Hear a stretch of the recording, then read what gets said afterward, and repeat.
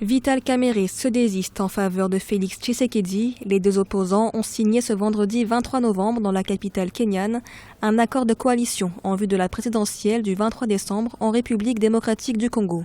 En cas de victoire, Félix Tshisekedi garantit à Vital Kamerhe le poste de Premier ministre. Ces deux poids lourds de l'opposition congolaise s'engagent à mutualiser leurs moyens politiques, matériels et financiers.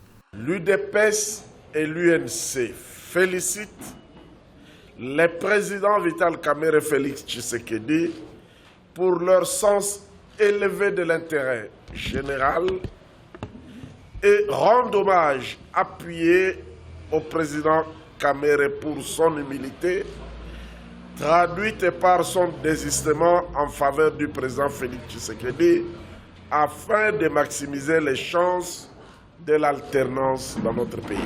Les deux opposants ont nommé leur accord ticket gagnant. Leur objectif, stopper la coalition au pouvoir, remporter la présidentielle du 23 décembre et élaborer un programme commun de gouvernance pour l'émergence de la RDC avec pour priorité la restauration de la paix dans l'est du pays. Dans le cadre de l'accord, Vital Kamerhe devient le directeur de campagne de Félix Tshisekedi au sein de la nouvelle coalition baptisée Cap pour le changement. Il n'y a rien de surprenant compte tenu du parcours politique de Vital Kamerhe. Il a toujours été inconstant et quant à Félix Tshisekedi, bien évidemment, il s'est rendu compte qu'il s'était trompé à Genève en signant cet accord qui mettait en avant la candidature de Martin Fayulu pour le compte de l'opposition.